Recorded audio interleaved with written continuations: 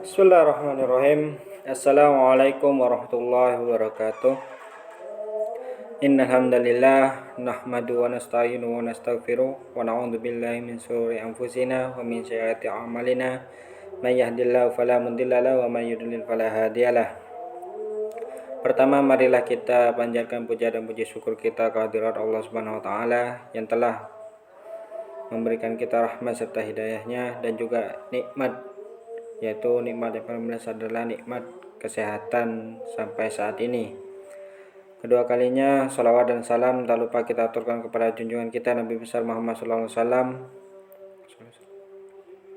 yang telah membimbing dan menuntun kita dari zaman kegelapan menuju zaman Islamiyah seperti saat ini. Baik, yang selanjutnya saya di sini akan sedikit mempresentasikan tentang pendidikan Islam. Sebelum itu, perkenalkan, nama saya adalah Iqbal Basofi Pratama, NIM 2019 44012578. Yang pertama adalah A. Pengertian pendidikan Islam. 1. Pengertian bahasa. Bila kita akan melihat pengertian pendidikan dari segi bahasa, maka kita harus melihat kepada kata Arab karena ajaran Islam itu diturunkan dalam bahasa tersebut.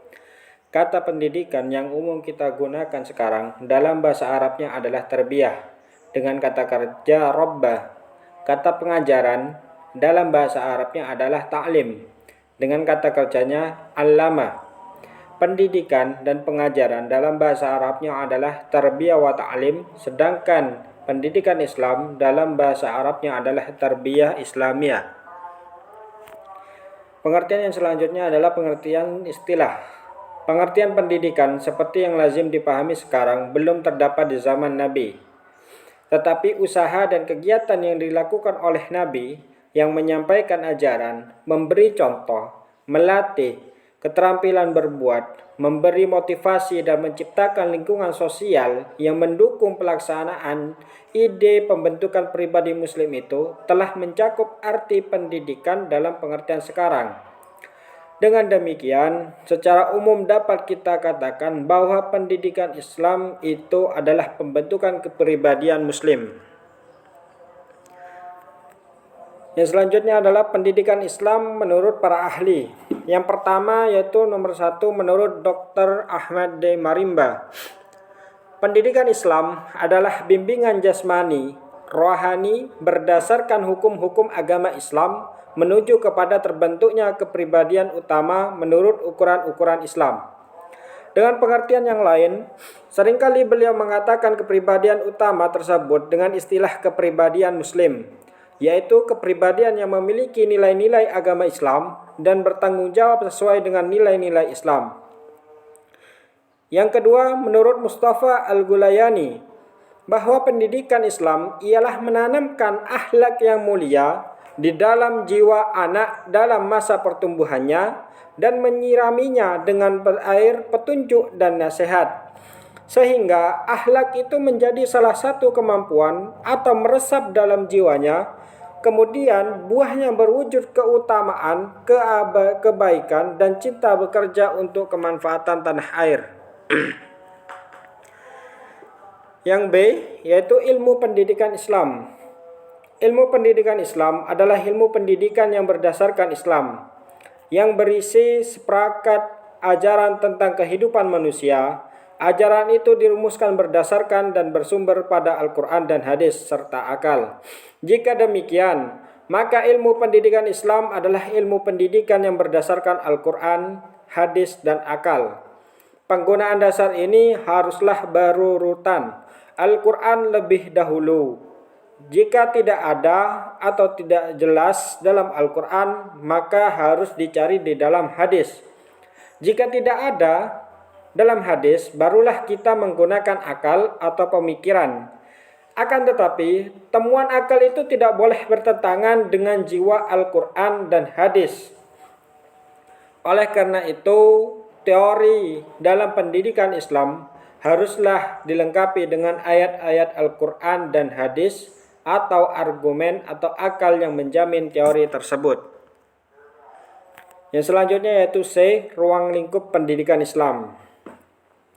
Ruang lingkup pendidikan Islam adalah berkaitan dengan persoalan-persoalan yang menyeluruh dan mengandung generalisasi bagi semua jenis dan tingkat pendidikan Islam yang datang. Pendidikan Islam yang ada, baik yang ada di masa sekarang maupun di masa yang akan datang. Dengan kata lain, pendidikan Islam adalah suatu sistem pendidikan yang memungkinkan seseorang dapat mengarahkan kehidupannya sesuai dengan ideologi atau cita-cita Islam, sehingga ia dengan mudah dapat membentuk dirinya sesuai dengan ajaran Islam. Artinya, ruang lingkup pendidikan Islam telah mengalami perubahan sesuai tuntutan waktu yang berbeda-beda, karena sesuai dengan tuntutan zaman dan perkembangan ilmu dan teknologi. Adapun segi-segi dan pihak-pihak yang terlibat dalam pendidikan Islam sekaligus menjadi ruang lingkup pendidikan Islam adalah sebagai berikut. Yang pertama, mendidik itu sendiri. Yang kedua, anak didik. Yang ketiga, dasar dan tujuan pendidikan Islam.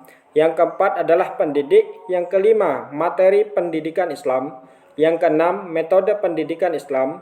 Yang ketujuh, evaluasi pendidikan. Yang kedelapan, alat-alat pendidikan Islam. Yang kesembilan adalah lingkungan sekitar. Yang selanjutnya adalah D. Pentingnya teorisasi pendidikan Islam. Dalam masyarakat yang dinamis, pendidikan memegang peranan yang menentukan terhadap eksistensi dan perkembangan masyarakatnya. Hal ini karena pendidikan merupakan proses usaha melestarikan, mengalihkan, serta mentransformasikan nilai-nilai kebudayaan dalam segala aspek dan jenisnya kepada generasi penerus. Demikian pula dengan peranan pendidikan Islam.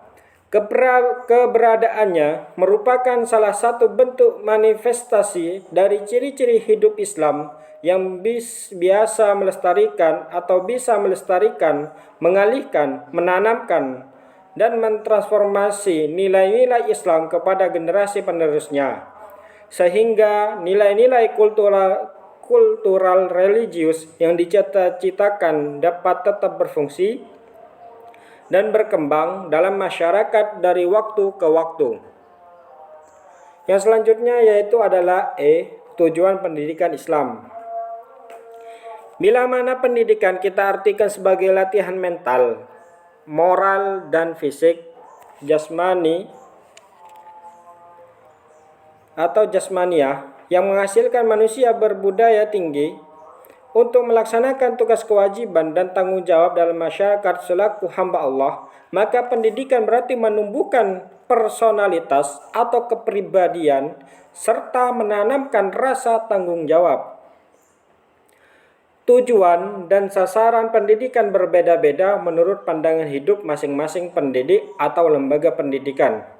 Oleh karenanya, maka perlu dirumuskan pandangan hidup Islam yang mengarahkan tujuan dan sasaran pendidikan Islam. Tujuan pendidikan Islam memiliki ciri-ciri sebagai berikut. 1. Mengarahkan manusia agar menjadi khalifah Tuhan di muka bumi dengan sebaik-baiknya, yaitu melaksanakan tugas-tugas memakmurkan dan mengolah bumi sesuai dengan kehendak Tuhan. Yang kedua, mengarahkan manusia agar seluruh pelaksanaan tugas kekhalifahannya di muka bumi dilaksanakan dalam rangka beribadah kepada Allah, sehingga tugas tersebut terasa ringan dilaksanakan. Yang ketiga, mengarahkan manusia agar berakhlak mulia sehingga tidak menyalahgunakan fungsi kekhalifahannya. Yang keempat, membina dan mengarahkan potensi akal, jiwa, dan jasmaninya sehingga ia memiliki ilmu, akhlak, dan keterampilan yang semua ini dapat digunakan untuk mendukung tugas pengabdian dan kekhalifahannya. Tujuan umum pendidikan Islam. Al-Abrasi dalam kajiannya tentang pendidikan Islam telah menyimpulkan 5 tujuan umum bagi pendidikan Islam, yaitu yang pertama adalah 1. Untuk mengadakan pembentukan akhlak yang mulia. Kedua, persiapan untuk kehidupan akhirat. Yang ketiga, persiapan atau mempersiapkan untuk mencari rezeki dan pemeliharaan segi manfaat. Yang keempat, menumbuhkan semangat ilmiah pada pelajar untuk memuaskan keinginan tahu dan memungkinkan ia mengkaji ilmu demi ilmu itu sendiri. Yang kelima adalah menyiapkan pelajar dari segi profesional, teknikal, dan pertukangan supaya dapat menguasai profesi tertentu agar ia dapat mencari rezeki dalam hidup di samping memelihara segi kerohaniaan dan keagamaan. Mungkin hanya itu saja yang bisa saya sampaikan. Kurang lebihnya mohon maaf. Wassalamualaikum warahmatullahi wabarakatuh.